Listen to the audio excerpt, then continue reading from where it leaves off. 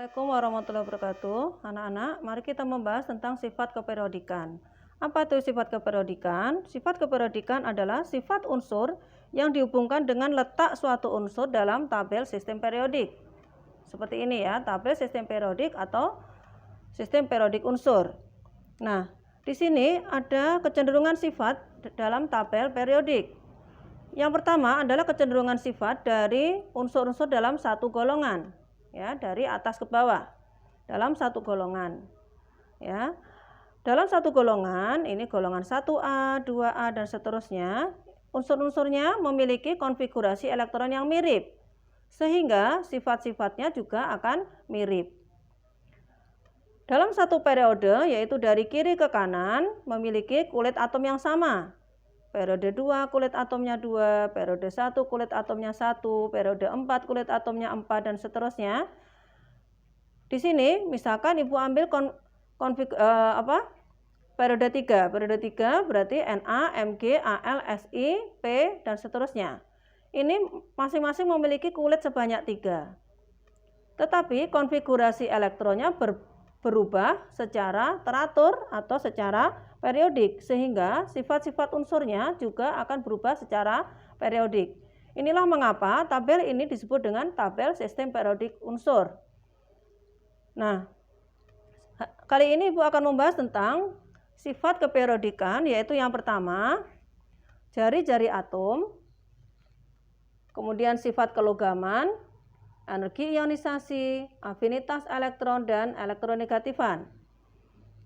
Kalau kita lihat nanti kesimpulannya dari pembicaraan ini ya, kalian amati di sini adalah huruf vokal, huruf konsonan ya. Konsonan itu huruf mati, yaitu diawali oleh J dan L.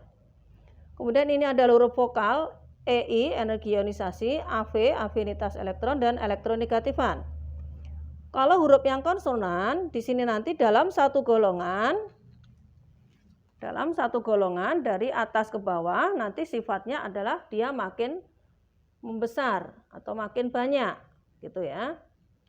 Sedangkan dalam satu periode dari kiri ke kanan, dia akan makin mengecil atau makin berkurang.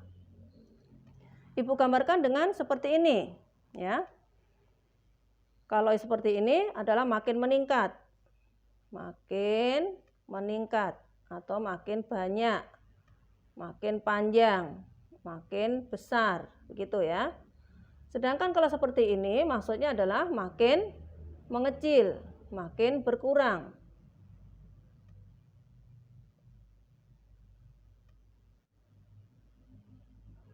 Nah, kamu lebih suka apa? Kalau yang ini adalah tadi huruf vokal. Kalau huruf vokal berarti ini kebalikannya ya. Kalau yang konsonan ini tadi makin meningkat, ini kebalikannya makin menurun.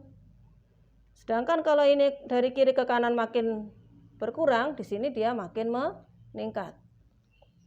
Ya, coba kamu mengingat yang mana, terserah ya. Bisa huruf yang vokal, bisa huruf yang konsonan. Sekarang kita coba membahas yang jari-jari atom. Apa itu jari-jari atom?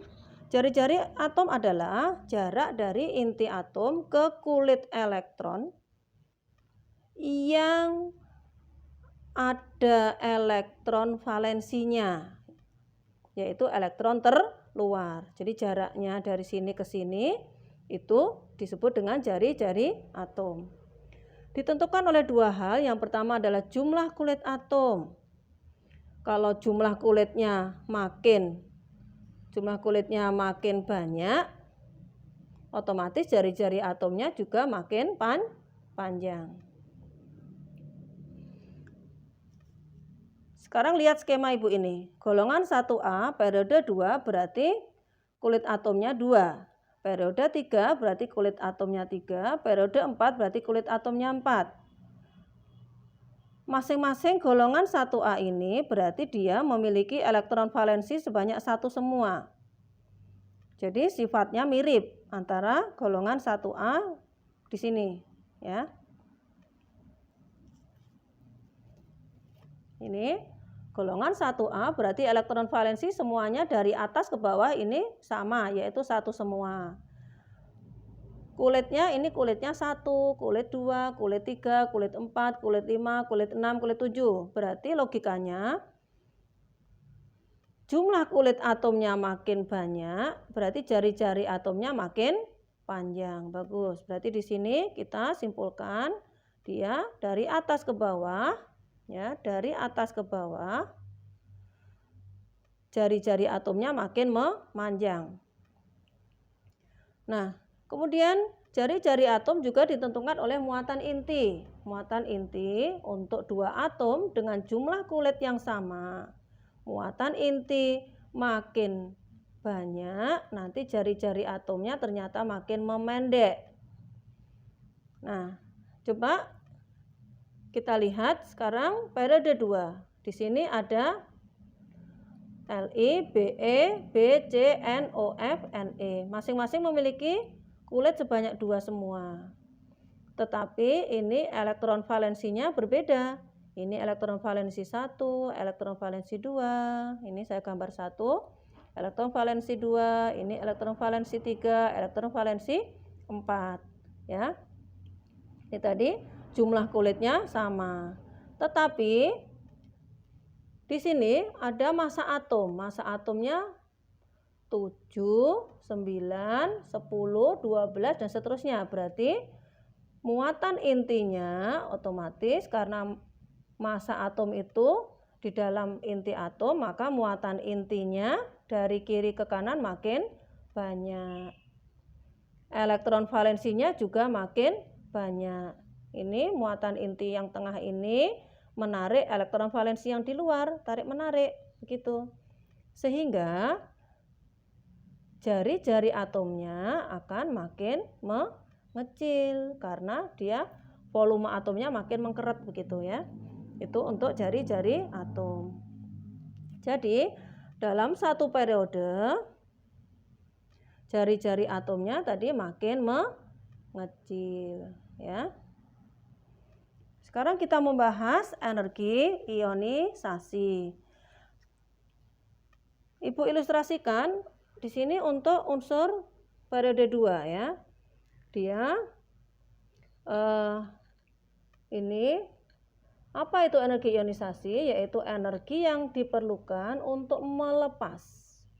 Ini elektron valensinya dilepas. Untuk melepas elektron perlu energi. Nah, energinya ini disebut energi ionisasi. Coba diingat, kalau sudah melepas elektron, maka suatu atom itu akan bagaimana? Berubah menjadi apa? Ion positif, ya. Gitu. Nah, energi ionisasi makin besar, berarti kira-kira suatu elektron itu makin mudah dilepas atau makin sulit? Ya, makin sulit. Ya, jadi kalau energi ionisasinya makin besar, berarti makin sulit untuk melepas elektron ini, makin sulit. Karena dia gaya tarik antara elektron dengan intinya ini kan makin besar, sehingga makin sulit untuk melepas elektron valensinya. Nah, kemudian secara pengertian energi ionisasi tadi demikian. Sekarang kita punya afinitas elektron. Jadi kebalikan dari energi ionisasi adalah afinitas elektron. Ini tadi melepas elektron, kalau ini adalah energi yang diperlukan atau energi yang dilepaskan jika suatu atom itu menerima elektron, ya. Kalau menerima elektron, dia nanti akan melepas energi, ya. Melepas energi. Energinya ini disebut afinitas elektron. Kalau suatu atom sudah melepas elektron, dia berubah jadi apa? Berubah jadi betul ion negatif, begitu ya.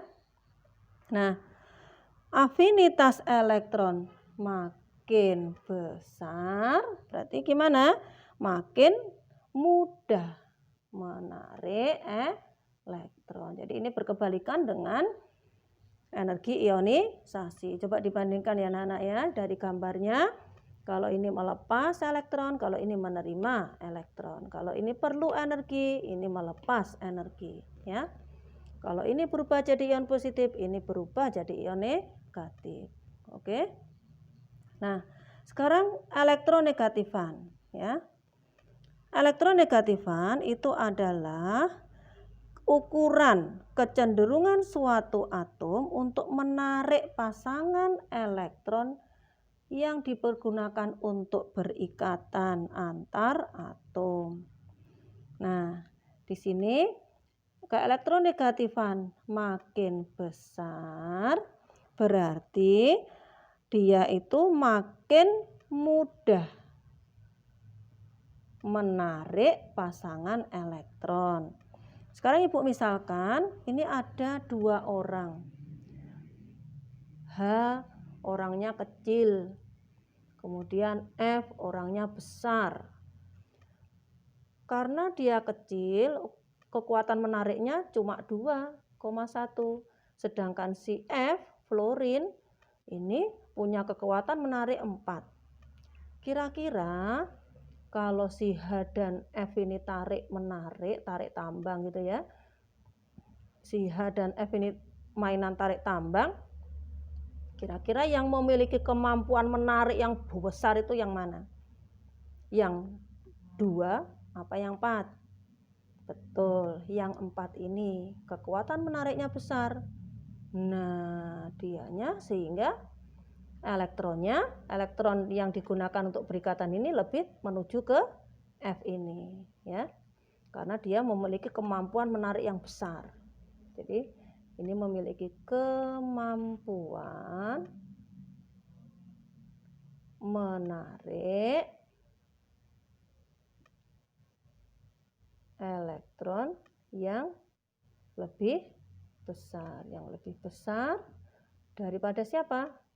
Daripada yang atom satunya ya.